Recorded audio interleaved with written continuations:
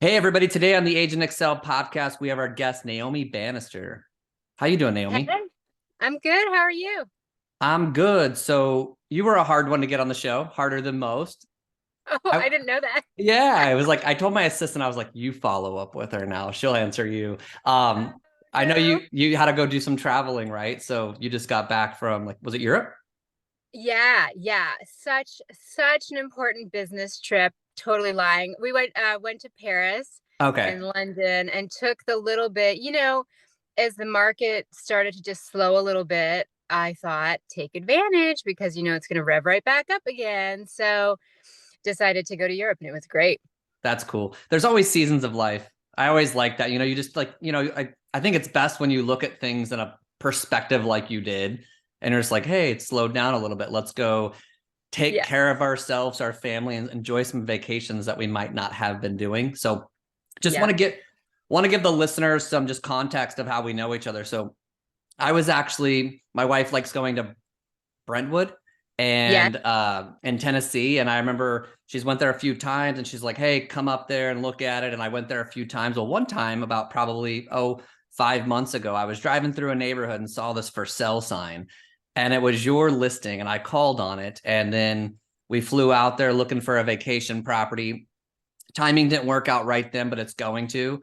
But that's how we first met. So then I realized after we met, I knew when the first time I talked to you, it's funny because I just called off I saw a house I liked. You were on it, right? All the The time. the sign, but instantly I knew after I talked to you, I was like, okay, like this person knows what's up. You could Awesome. talk to some agents and be like, oh, I'm good. I'm gonna find another one. I could tell you controlled the conversation enough, and then you just knew the market, which I didn't.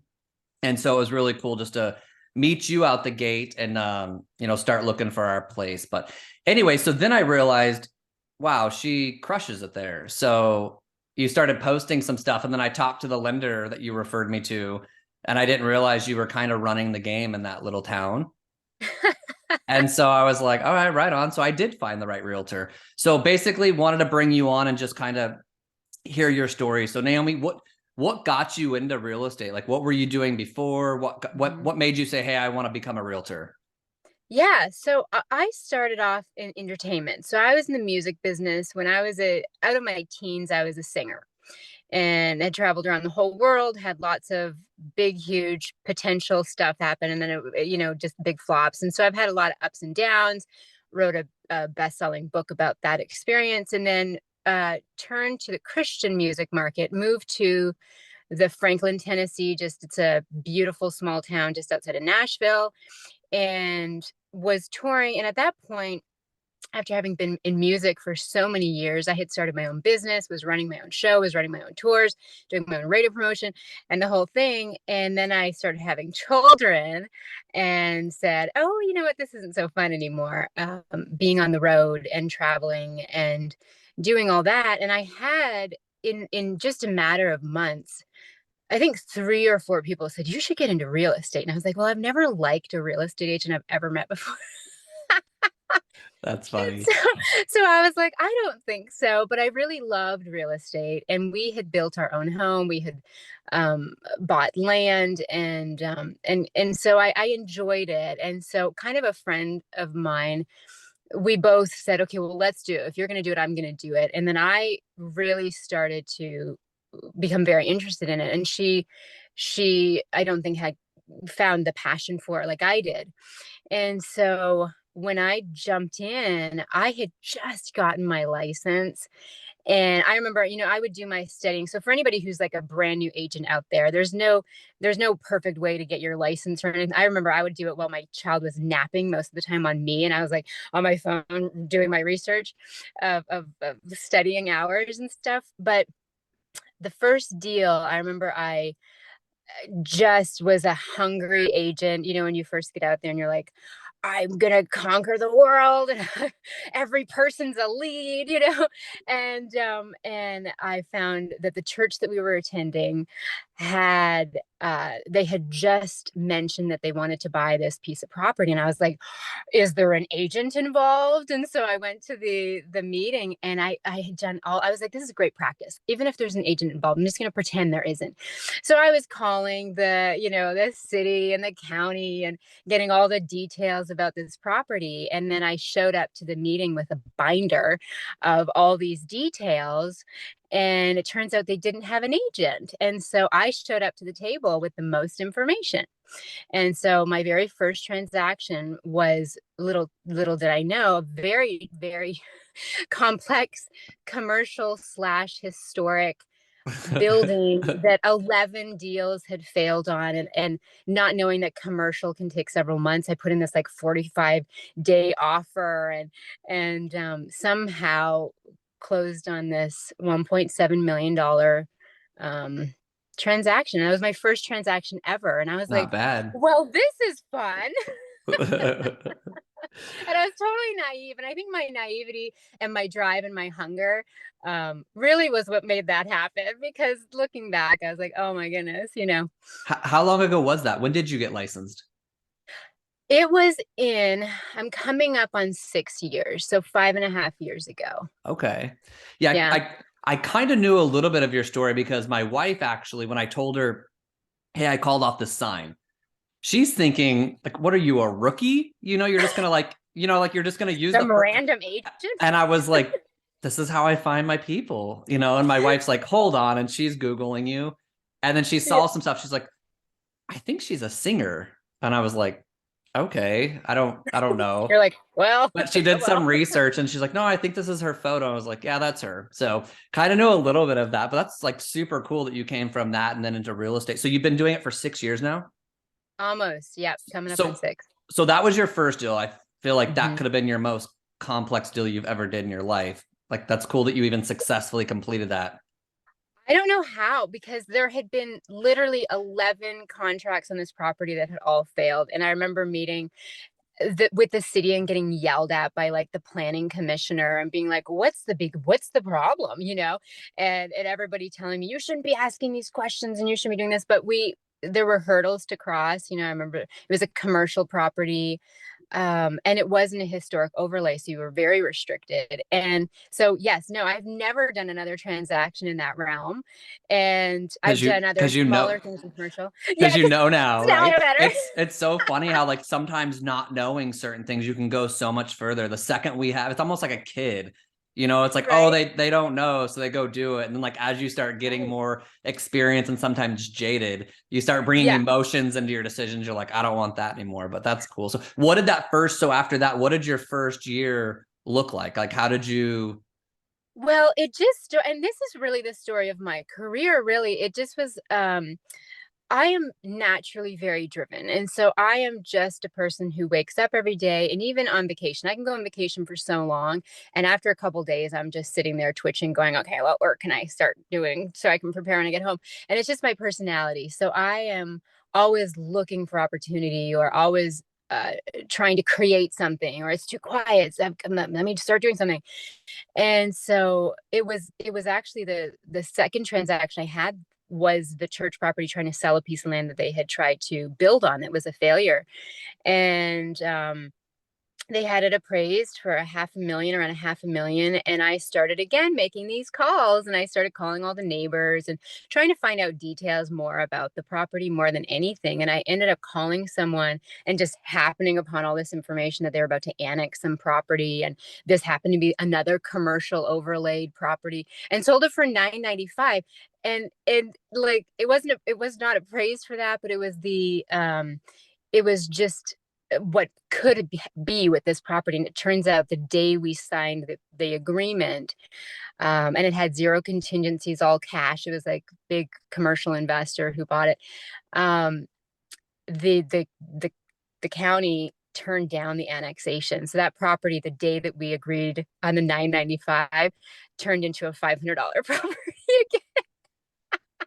And so again, it was just like this naive running through things and just being like, this is great. And then so the rest of the year was so I started off with a huge bang, and then I went to, because my strongest suit is really, I think, personality, and I'm a good people person, and I know that those are my strengths. And so I love detailed data and people.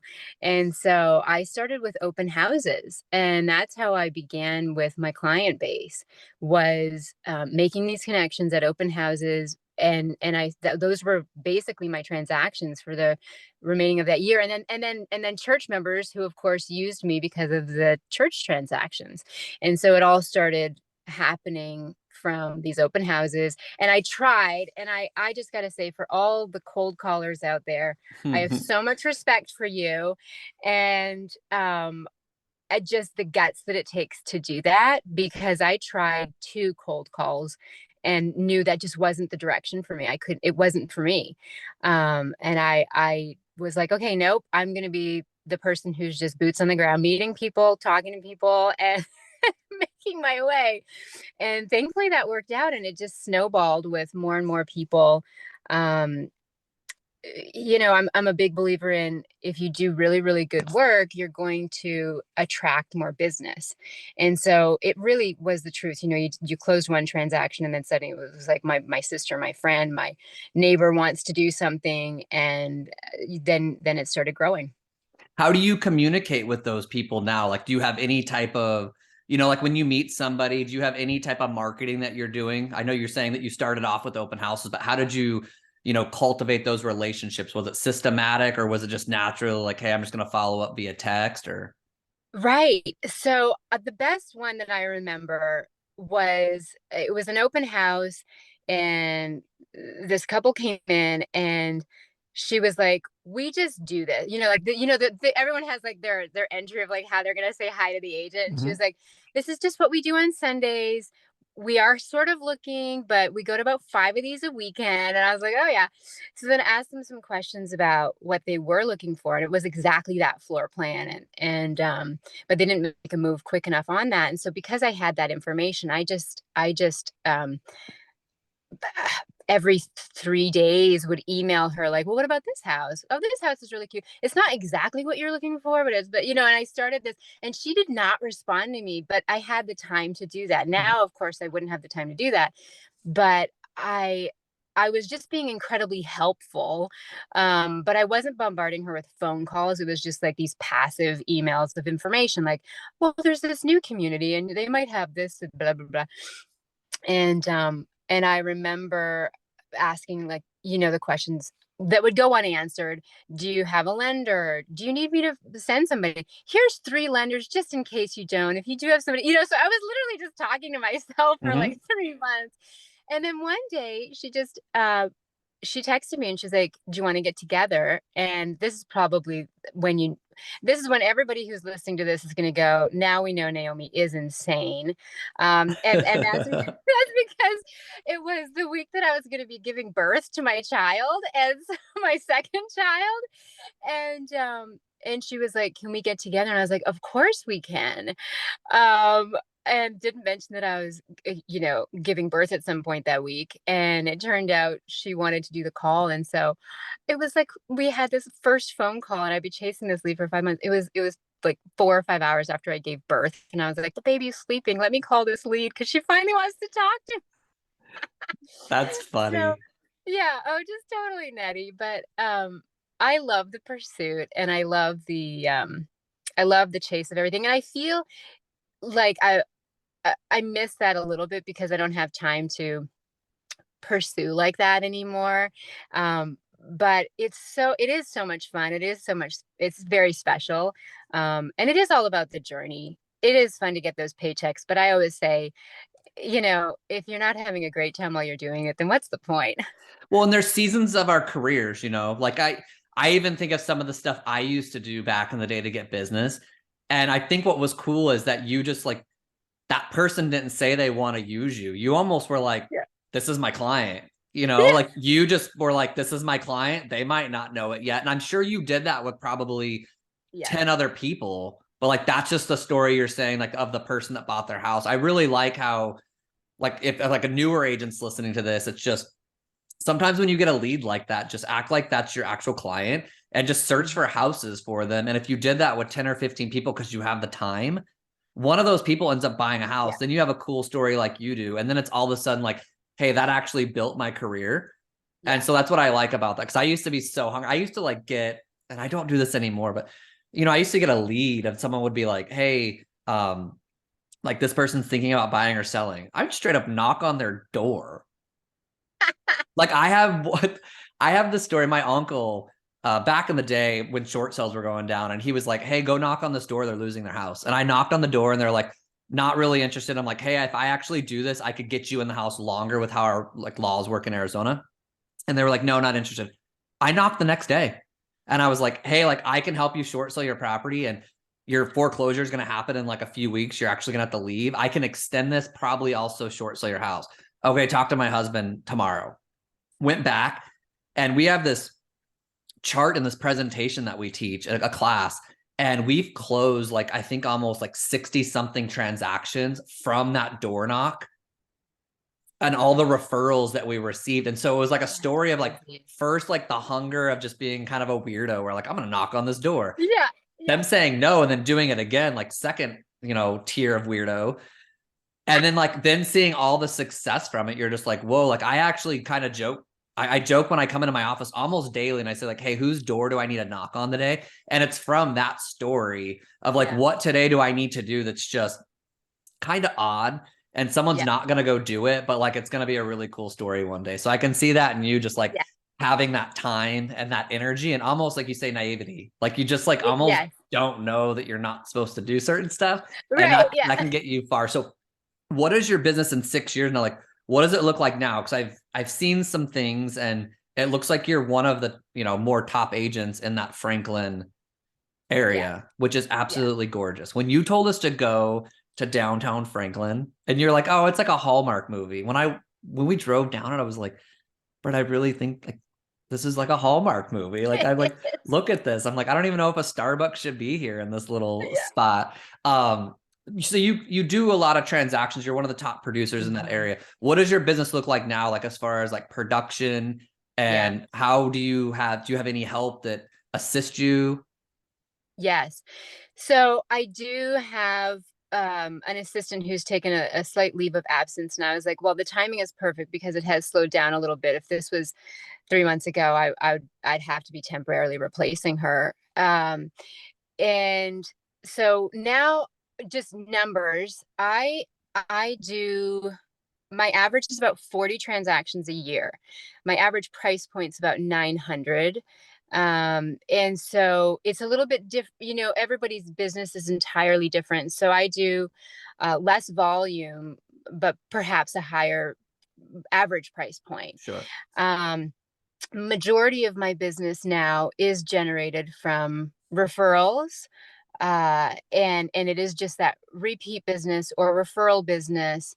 And I've been thinking through that a lot because you do go, am I just now like a fat cat sitting there and not really working, and is the young blood going to come up and start taking my business because they are thinking of new ways and being creative. And so I think it's that natural drive within me that's going now, like, I don't want to become complacent because I have this really great successful business. And are there other things that I could be doing to branch out, to continue growing? I don't want to get stagnant. Well, at the same time, I have been doing this check a lot because the past 2 years have been absolutely mentally insane for most of us, and it's been really exhausting. And there were definite times of almost like, okay, am I having like I don't know if I can do another transaction. I don't know if I can handle another stress right now. And I was having a conversation with another agent here, and the fun part is we get to do all these top agent masterminds, and that's a really fun perk of being, at the top of your game in your area. And I said, when the market started to slow down, there, of course, was this like slight panic of like, okay, well, what can I do? And I want to go into overdrive. And then I really did check that and go, I've been wanting I've been needing a break. Maybe not wanting, but more needing a break for 2 years. And I know the market, everybody is just the way that I see it is there's still as much need, activity, people who need and want properties who are just waiting on the sidelines. And we know the moment that the industry kind of lets up the pressure that it's putting on it right now, they're all going to jump back into the fold and it's going to be nuts again. And so I was like, yes, think smart, yes, be strategic, but also take the time and enjoy it a little bit. And I know I'm in a position I can do that because I did work so hard. I was the little ant out there preparing for winter.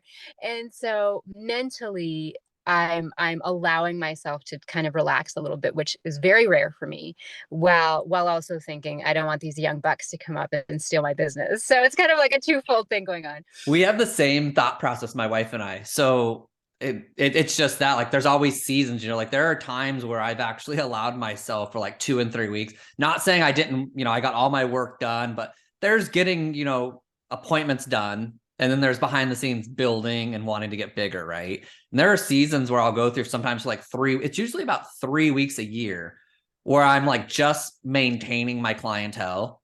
But like, Yeah. it's just a time where I'm like, whoa, like, I just need time to just like, and my wife actually knows because she'll come out and she'll be like, are you watching TV? Like, are you watching TV? And like, she Who knows like are you? that's not like my normal state. So she's like, Yeah. oh, he's going through like his relaxation, like 2 or 3 weeks where like I'm just Yeah. keeping up with appointments, but then, Yeah. not really building. But I know what you mean by like, it was probably 2 years ago that we were doing, probably about 2.5 years ago, we were doing about 45, 50-ish transactions a year. And that's really where we went through because it was all referrals and it was so it was so beautiful. And it still is. It's still a huge piece of our business. And we wanted to scale and we just were trying to figure out the model to scale properly. And so I was like, hey, how do we build this where we can close 100+ transactions, but like me not be the one who is Mhm. always involved in everything. And that's where like that was a season though where we had to like sit down and we're like, hey, like I don't want to just build the build. I still want to figure out like where the profit is in this. And so we had to go Yeah. through. And I think because I know you're driven, I think if you build it right, you'll get to a point where like, whoa, like I can close these 50, 55 referrals that are just like beautiful. And I wish I had more. I can close these other 30, 40, or 50 units a year and it be structured correctly where I still Mhm. make a lot of money, but I'm not the one running around and doing it. So, but Mhm. it's always stages, huh?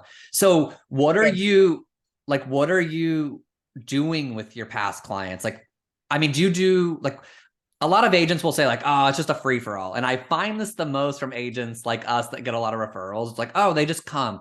But then I start diving in. I'm like, wait, what? Like, they'll be like, I don't do anything. But then all of a sudden they start talking for 5 minutes. I'm like, wait, like you do a lot. So like you're just acting like you don't. So what do you do to keep in contact with your clientele, whether it's, print marketing, email, Yeah. parties, things like that? Yeah. So I do do, uh, I do a print. I do print. And I'm very, very protective of my clients. So, as agents, we get so many calls and so many offers and so many different marketing techniques and tactics. And the one that I really like, probably because I have a background in literary writing, I've written for magazines before, like in a previous life. It feels that way anyway. And so I did sign up for one of those stock magazine type things that's just really fun and really, really entertaining every month. And so my face is on the front cover. And it's amazing that that particular touch, people feel very tuned into me still. Like I changed my business profile picture on the cover and I got like 5 calls from my from my previous clients being like, That's I cool. love your new photo. And I was like, oh, thanks.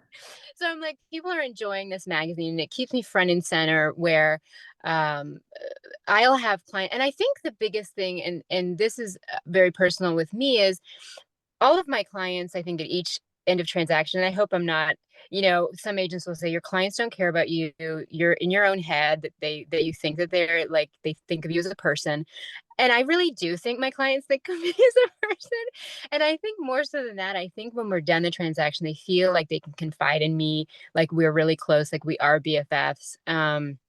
Because I'll have clients just randomly text me things that were funny during the transaction, or whatever. And I'm very intuitive. So if I have a client pop into my head, I immediately reach out to them. And it's amazing how often that turns into a deal. Mhm. And I'll just say, for whatever reason, you popped into my head. And so I thought I'd reach out. What's up? How are you? How's life? And it'll be, you're kidding. I'm thinking about buying an investment property, or I just had a conversation. My uncle needs a property. And every single time I act upon that intuitive, oh, this popped into my head, and just reach out immediately, it always turns into something. So, as far as the touches and other ways, I probably should do more, but it's more of that random, touching in. If I see something, if something had ever been discussed, maybe they were saying, I wonder what's going to happen with the development here. And I find out that information, it might be a year later, I'm going to reach out to them and say, remember we talked about this? And so it's like kind of keeping up with the conversation, that they Mhm. feel like they're at the front of my mind all the time, which is how you want them to feel. But I probably should do, I wanted to do a big Christmas event this year, but I've missed it. I'm like, it's going to be just a throw together if I do it now. So I'm Yeah, like, we always talk about we're adding 2 client appreciation events next year. And we've said that for so many years, but like, it's just like it's like all of a sudden it comes and you're like, oh my gosh, like I don't want to have a bad party, like we're just gonna like do a smorgasbord, like let's just go to Chili's and all eat. Like that's not cool. you know? well, this year I was like, forget it. I'm just going to have a Christmas party at our house. And I told my husband that. And then we started looking around, and, I was like, I'm so critical with everything for my clients, and so particular. I was like, we can't have it at our house. They're going to be looking at like, why hasn't she painted this Uh-huh. deck board? Yeah. And I was like, oh my goodness, no, we can't have people here. But then at the same time, I was like, well, maybe that would be nice, because they'll think of me even more as a person. I don't know. Tossing that one around still.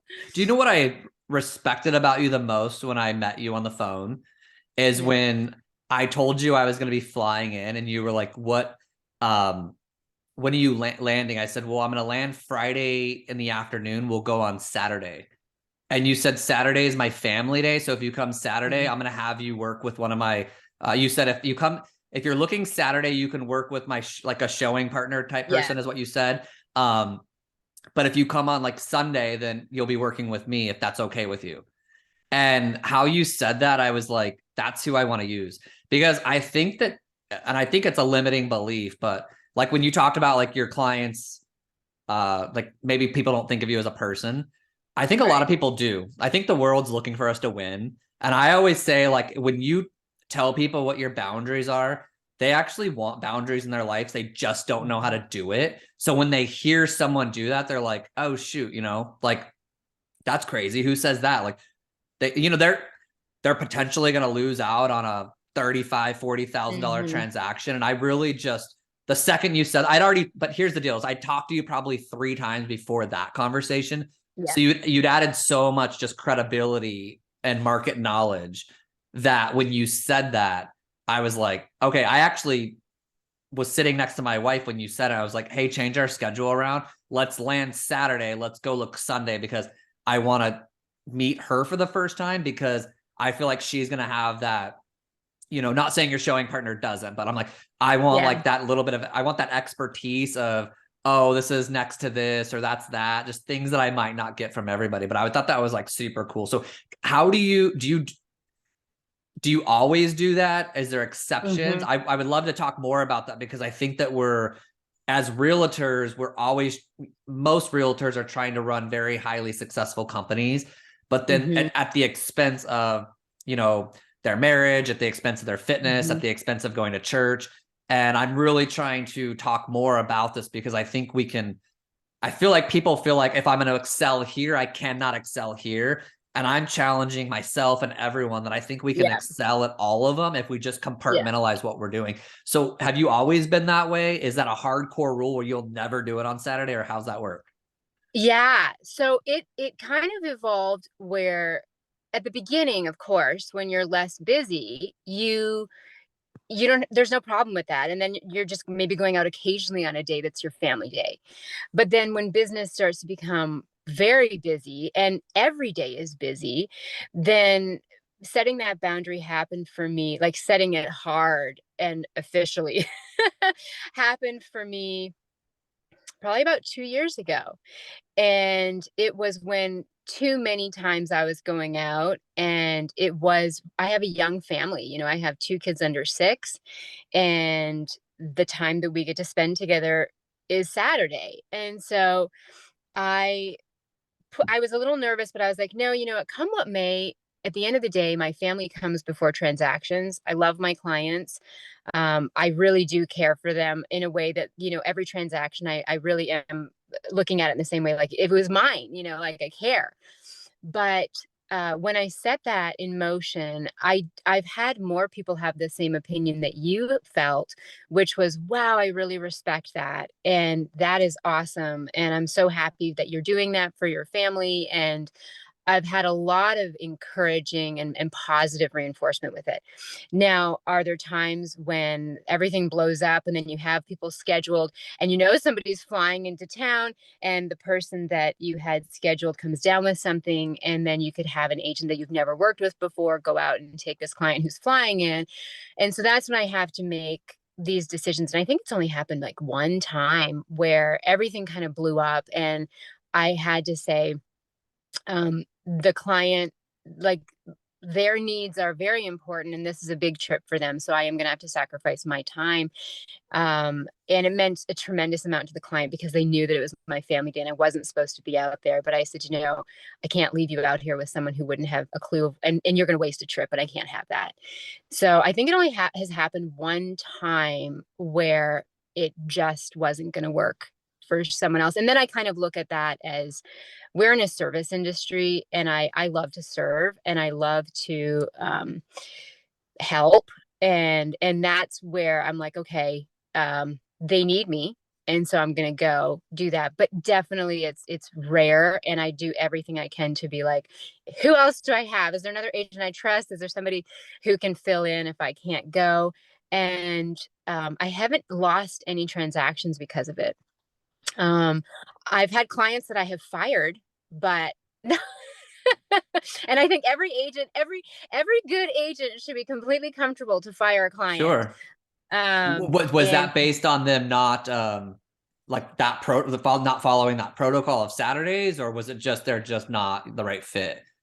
Because I it was, feel you. Like I'm there. yeah. I just had like a 1.4 that Hmm. I was talking to recently, and I had about 2 phone conversations, and the dude was just like spiteful and defiant on like almost every, and I'm like, we're at like the getting in the business stage and Yeah. you're already here. I'm like, can you imagine curveballs being thrown at him? And this is like, you're just natural. Like you wake Yeah. up in the morning with this personality. I couldn't even imagine like if your coffee was done wrong, or like Oh my goodness. an inspection went Yeah. sideways. Like I was like, I don't think that this is the person I want involved in my life. And what's interesting about that is anytime I've ever, and I used to do this several years ago, is anytime I would say, like, I don't know if I want to work with this person, and I did it, there was a time in the transaction where I wish I wouldn't have. And we Mm-hmm. already have rules in place that once we're under contract with them, we can't just like bow out. Right. Right. So Right. I'm like, Yeah. man, I Yeah. wish I actually like had to keep going because we were already involved in the contract.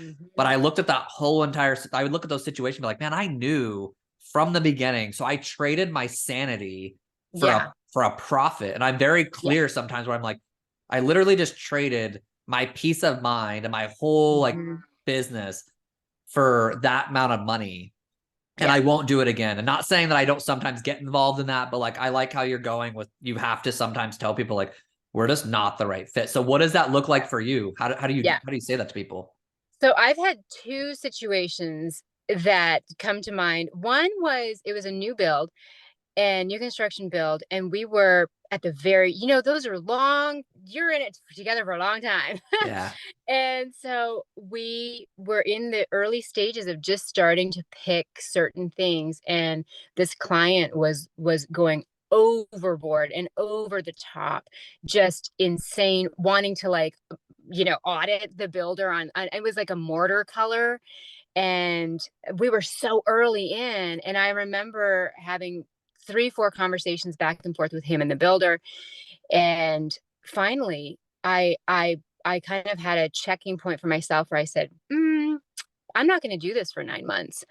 And I called him and he started up and I said, I just want to stop you. If this is how you're going to spend the next 9 months, you can't spend it with me. Because you're going to hate this house, because you're going to make every single choice so miserable and so memorably miserable that when you move in, you're going to hate everything about it. And I will not work with a client who hates a house that I've been involved with selling them. And he just stopped. And Uh-huh. the phone was just silent for, I swear, like 30 seconds. Because if more people told those people that, they would probably change their personality. Yeah. Like Yeah. if everybody involved in their life would just stop taking money and be like, no, I'm good.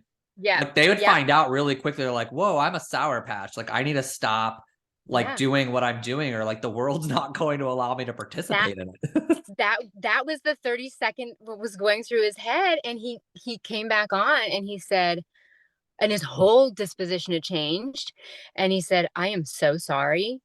um I'm not going to do that. And like from that point on, and he's become like one of the best referral clients, Really? sends me so much business. Yeah. And I calculate, I'm like, look at how much business this one transaction has gotten me.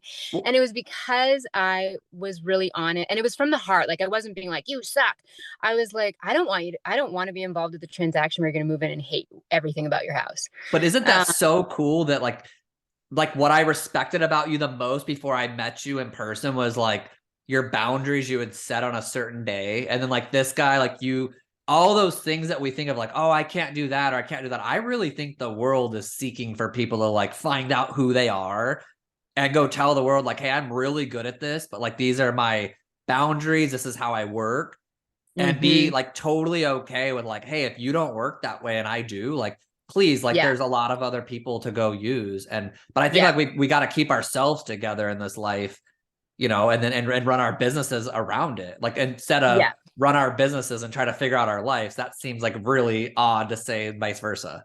Yes. And I think, and this is the thing that drives me, probably the thing that irritates me the most is when a client comes along who has no respect for agents, and they feel like you are just this, irritating portion that they have to deal with or put up with. And they don't say that, but there's like an air, Mhm. like floating, that they feel that way. And those are the clients that I love to just spit data and information at and be like, no, I am a very valuable tool in your, you know, belt of information that you need. Yeah. And without me, you will not be doing as good. And winning them over. And that's like a little silent feat for me, when you get those clients. And of course I've had, the most memorable one that did not work out and I walked away from, it was a high dollar one. It was a 2 million cash buyer, and they were very sweet and very entitled, but sweet when we'd be going through the transaction. But when we would submit an offer, their personalities would change dramatically. And it went from a place of me being the expert leading and guiding them to them being very forceful and, uh, really being almost, the male in the transaction became very condescending and very much like, well, this is how it has to be and this is what you're going to do and I'm going to tell you. And the whole disposition would change so dramatically, and I would give advice coming from the place of being the expert who knew how to get them the transaction, who knew, so much of it's psychology. And I'm like, if you just listen to me, we can get this for you and play the game that I want you to play. And after putting in 2 offers that essentially, made me look bad with my colleagues on the other side. And um, were just unpleasant and uncomfortable for me. And me saying, well, you're not allowing me to win for you.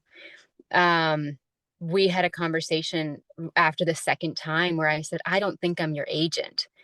I said, because if you refuse to listen to me in the moments that matter most, I'm no good to you. I'm no good to me, and I'm no good to you, and we're going to get nowhere fast. And I said, it's ruining my reputation. And I said, to me, that's important. And so I said, I'm happy to refer you out to somebody else, or I'm happy to, take a breather, whatever you want. But I said, I'm not going to continue this way. Yeah.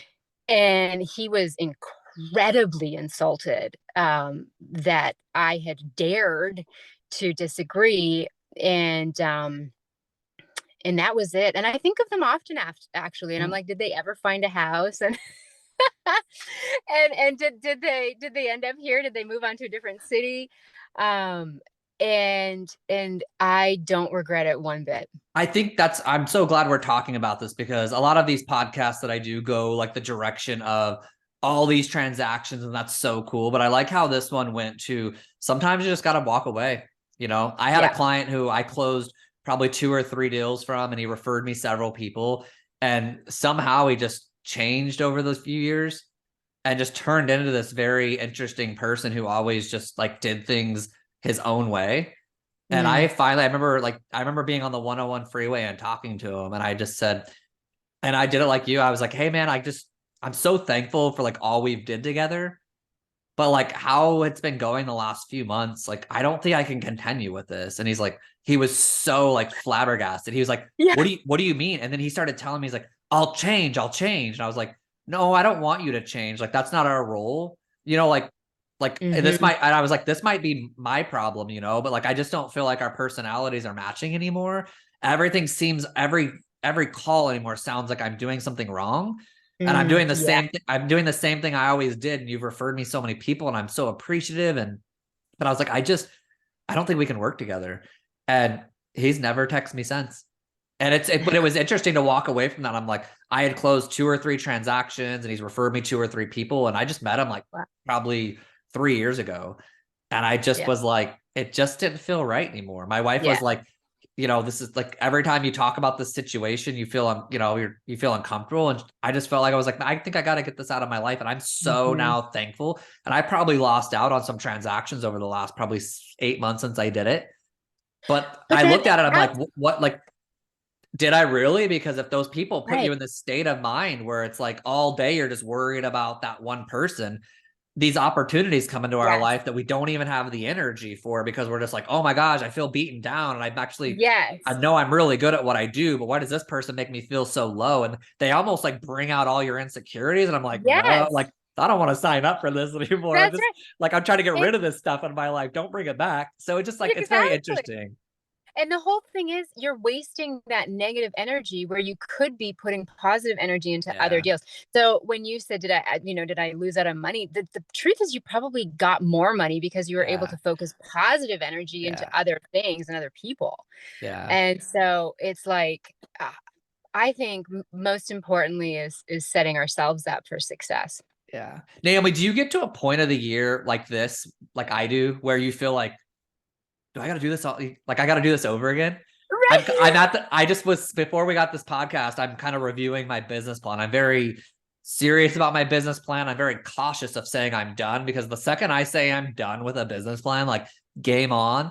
And Yeah. I almost won't say game on until I'm willing to commit to it, because sometimes I look at that plan and I say, there's a lot of things I'm going to sacrifice over the next year. Like there's Yeah. certain things, even if I have stuff time block, like there's certain things I'm going to sacrifice to accomplish this. Are you really like putting that final stamp? So I almost write one, and then I reflect on Hmm. it. I pray about it. I think about it. I talk to my wife about it. And then before I put that final stamp, I just sit there for like 3 or 4 days, and I wake up and I'm like, are you sure? Are you sure? And then you almost feel like there's like, man, I got to redo this again. Like that was a lot of Yeah. work. Do you get I that know. feeling? And do you get that feeling? How do you process it? Right. So again, I think it's like when you're super driven and I say I'm really competitive, but really I'm competitive against myself. Yeah. And love when other people succeed. And I'm a super pro agent, like fellow agent person, but I'm always looking and being like, am I gonna get bumped off the top, you know?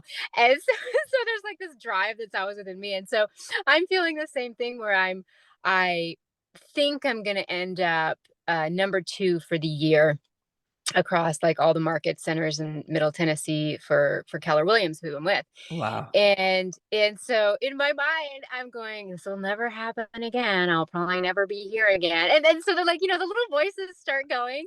And I go, you know, and I start doing that whole thing where I go, man, this year was intense. And I'm always of the belief, and this is totally backwards, and probably I shouldn't mention this to any agent who's on here, but um every year, like last year, I had my year-end tally, and I'm very number oriented. So, like, you know, if you ask me what's the exact dollar year amount for this year, I know exactly where I'm at, and I always know. And I know how many things I've got cooking. You know, I've got my little chart of like these ones are about to move up, these ones are almost done, these are, Uh-huh.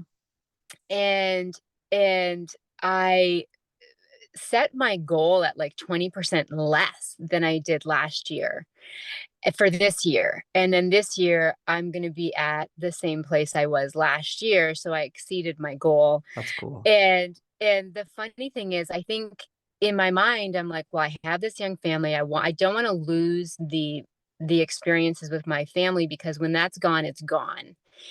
And at the same time, I'm very driven and I want to be on top. And so it's this fight that's constantly going on with me. So for me planning next year, of course, I've been tossing around starting a team for like 2 years, and I haven't had the time to do it. And now I'm like, well, this is the perfect time to do it because there is more time. Hmm. And do I want to scale? Do I want to go up in business so everything isn't just on me? And that's the smart thing to do. And as a business person, that's what makes sense. And I'm coming to grips with that mentally, because I think what I'm fighting with is the transition. And I'm fighting and struggling with the letting go of something that I'm really comfortable with. I am good in my lane right now. I know it. I'm familiar with it. I know how to do it. And I think switching into a new gear has me a little bit hesitant. And so I think what I'm going to be doing, spending the closing out of this year, is really gearing myself up and getting back into that new brain mentality of like, it's time to try something new. Yeah. And I'm looking at it going, am I comfortable with switching from being a solo agent at number 2 and switching over to a team? And have I achieved everything that I want to achieve or feel like I could achieve as a solo agent? And I do believe I have. Yeah. And so it's time to reach the next step. And so that's really where I'm at with mentally gearing myself up for the transition. Those transitions they're fun, but they're kind of worrisome, you know, because we look at our book of business and our clients, like these are our clients that have trusted us. I've been doing this for 17 years and they've been with me since I was 22. I'm 38. And I did business for 15 years one way. And then about 2 years ago, I decided to do it a different way. And it was probably it came at a really good time in my life because I was financially super secure. I was emotionally a little bit broken. And I was going through a lot of prayer because I'm like, man, I just like a lot of cash is coming through, right? But am I going to wake up at 70 and wish I had taken more vacations? And I don't have kids, so I couldn't even imagine the pressures of that, right? And you being Mm-hmm. a mom, right? So just two roles that you have in your life that are super important. And I just, you know, I met with a few people who had teams and I was trying to find, I was actually more interested in their like actual financial models, right? And like, how much are you really making? Is this like look cool on stage where you're winning awards, but you're like broke? Um, and I had to make some like clear decisions on how I wanted to move forward with my future. And then my coach told me at the time, hey, Chris, here's the deal. There might be a few people that decide they don't like the new path you're taking and they go find another agent. Mm-hmm. But remember, like, this is your path, like your life that you're going on. And there's no dress rehearsals. Like, this is it. You know, like this Yeah. is it. Like you're kind of freestyling this life right now and you get to the end, like that's it. And so Yeah. he's like, what if you told people you were doing business this way now? Like, do you think you'd lose clients? I'm like, maybe a few. And I kind of wrote down, I was like, okay, like if I lost a few, but like, what would I gain? You know, like, oh, some of my free time back. Would I get more business because of how I structured it? So like, would it all even out? And I have to tell you, like, how we structured it is through like a showing partner helping us show homes at a higher level. And Hmm. I haven't had one client ever tell me that didn't work for them. And Yeah. also never had a client, and I've actually not seen many of my clients' homes still to this day in the last 2 years. And I don't think that they question it, because I think they know where your Hmm. heart is. And I think what you're really, really good at is boundaries, and you're really, really Hmm. good at consultations. And I think we find out as we like, and I'm just talking to you as like a Yeah. friend now, is Yeah. I think the journey I went through in 2 years, because hopefully it helps you. I found out that I was really good at consulting people, and I'm like, Hmm. hey, like getting you through this process. And then I started realizing like, hey, the showing of the homes isn't like that's Yeah. most of the job in the day. And that's the running the round. I was like, that's actually not the most valuable thing in the real estate transaction. Hmm. Me consulting you on the phone. And when we realized that we could actually go travel and do all this stuff. And even though I still have to work while I travel, it was like, where's like, we got to have boots on the ground to run this company. And that's actually helped us out a lot. So it's given me back a Yeah. lot of free time. It's actually scaled our company to close more transactions. So um, just, I say that as your friend, and just be willing to take that journey, and let's keep praying about it. But That's like, right. my coach was like telling me like, hey, like this is your life. And I was like, oh my Hmm. gosh, like the pressure is so real. Like you're not just trying to close transactions. Like you're literally living your life while you're doing this. And Yeah. I was like, Yeah. okay, I need to go back to pray. Yeah. So Yeah. Exactly. what are you most excited about next year? I think I'm kind of excited about, and I'm hoping, right now we're at such a strange place because everything changed so quickly. And my hope and goal is that we just get back to a place that was maybe pre-pandemic. And I love negotiations. And so I never really truly enjoyed when it was one side. I don't like it when it's so one-sided on either side. Yeah. I love negotiations. I love a transaction that comes together. So I'm looking forward to hopefully more of that Okay. consistency. Um, and goodness, I haven't even thought of like personal goals yet. I haven't thought of um all of that stuff. I think right now where I'm at is, are there things in my business? It's funny, in the past 2 years, I haven't even had time to. I have my same business card that I've had since like the first month I was in business. It's so ugly and horrible and just cheesy. And I'm like, I need to really get back to branding and working on all of this stuff that is important. It's the little stuff, and so I'm looking forward to just kind of sitting down and doing some of that dorky stuff that is so important and great. Um, and maybe pushing myself. I would like to start pushing more.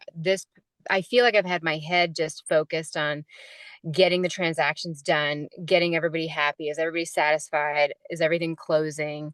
But, leave no man behind type thing. Like my transactions will not fall apart. That's me.